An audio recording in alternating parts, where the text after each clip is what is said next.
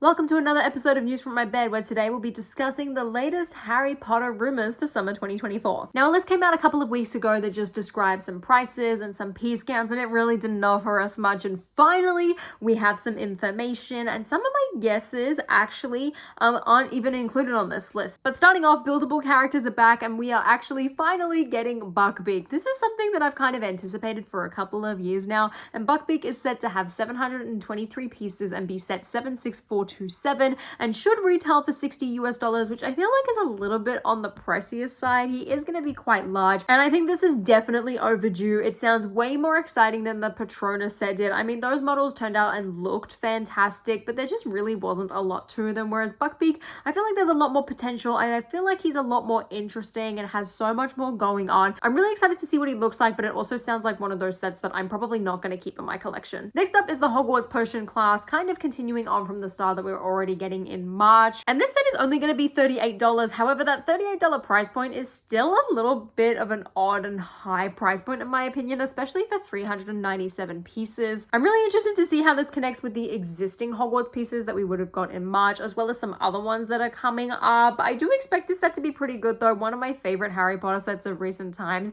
is the Polyjuice bathroom. They can do some really, really good small sets, and I'm hoping that this is another one. Next up is a genius idea, and it is Mandrake Botanicals. I think this is so smart. I'm really excited to see how these turn out. They're going to be creepy, but for mandrakes, creepy is a really, really good thing. These are going to retail for $60, and I'm assuming there's going to be a lot more large elements since this one's only going to have 579 pieces. I would have really liked to see jewel mandrakes included in this set. However, I feel like it's only going to be one. I assume this is going to look really, really good on a bookshelf alongside the Harry Potter books and just like other merchandise and things like that. Again, it's not a set that I can see myself keeping, but I'm so excited by this idea. I think it's so genius, and if we're going to do more different kind of non-playset Harry Potter sets, this is a fantastic way to go about it. On the smaller side of things, we're basically having a remake of the 2018 set with Aragog in the Forbidden Forest at $15. I would have liked to have seen a little bit bigger of a version, kind of more in line with Shelob from Lord of the Rings, as I really feel like last time Aragog was just a little bit too small. I get why they're going low price point for this set, but I really feel like she deserves a little bit of justice. I would have liked to have seen this kitted out. I mean, this is also a set that's going to pair really nicely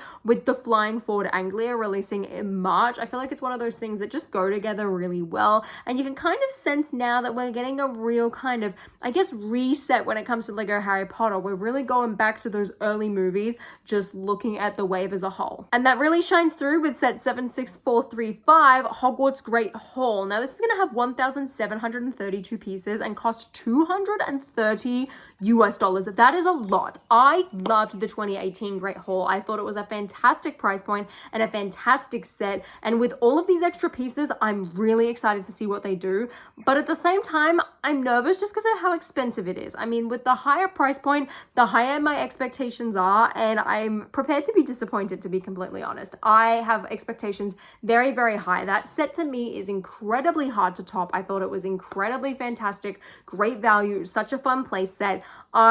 I'm so excited to see what this looks like. This is definitely one of my most anticipated Lego Harry Potter sets of the summer wave. It's not something that we haven't seen before. I mean, most of this list is really not that interesting or unique in any way. Now, this is a really big theory out here, but I feel like the back of the instructions of the March wave is kind of a teaser at this Great Hall. I don't necessarily think that this is the actual set in the background, but I think it gives us a really good idea of what they might actually end up doing, because this doesn't even look like the 2018 micro scale Hogwarts castle, even though it's kind of got those same elements. And when JB Spielwarren originally showed this off, I felt like it was a little bit too large to be a playset, but I think these are going to be the elements that are included, because right now in this image, it's not really showing much of a Hogwarts castle, but I'm just theorizing here again. I would take this with a big pinch of salt. I'm very excited to see how this one turns out, but it does feel weird with this being the most expensive of the wave to me, but I'm excited nonetheless. Next up, continuing on from the Diagon Alley trend that we saw last year, we have a new kind of playset set,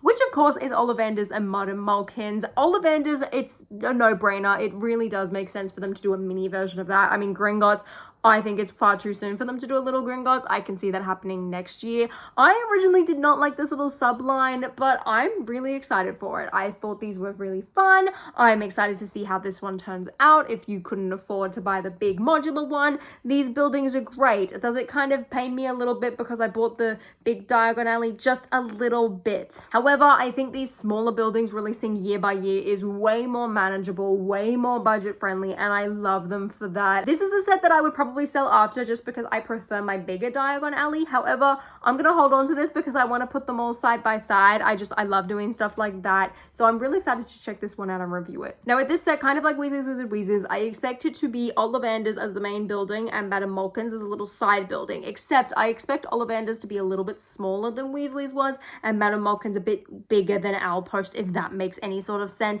Again, I'm excited to see this set. I'm glad that they're continuing this line. I think it's really fun. If you've got big Diagon Alley though, this is definitely something you can pass on. And lastly is another set that I'm really anticipating and have been waiting for such a long time, and that is set 76440, the Durmstrang ship and Beauxbaton's carriage. Mostly I'm here for the Durmstrang ship. It has been so long since we have seen that set. It's almost been 20 years. Like, that's ridiculous. I love the original version. I feel like it holds up pretty well. I'm so excited to see how they do this new one. I don't anticipate it's going to be really big since it is kind of like a duo set. Reminds me a lot of Star Wars actually, with like Star Wars ships battling, except the price point is a lot higher at $140, which I'm very glad for. Beauxbaton's carriage I anticipate is going to be a shrunken down version from the 2019 version. I just can't see it being particularly big with the Durmstrang ship being included in this set. I'm so hyped for this. I love that they're doing a duo set. I cannot wait to compare all of these sets. It's just going to be a really fun time overall. I'm so hyped to see that one. I feel like that and like Great Hall are probably like tied anticipation wise. Maybe Great Hall just a little bit just because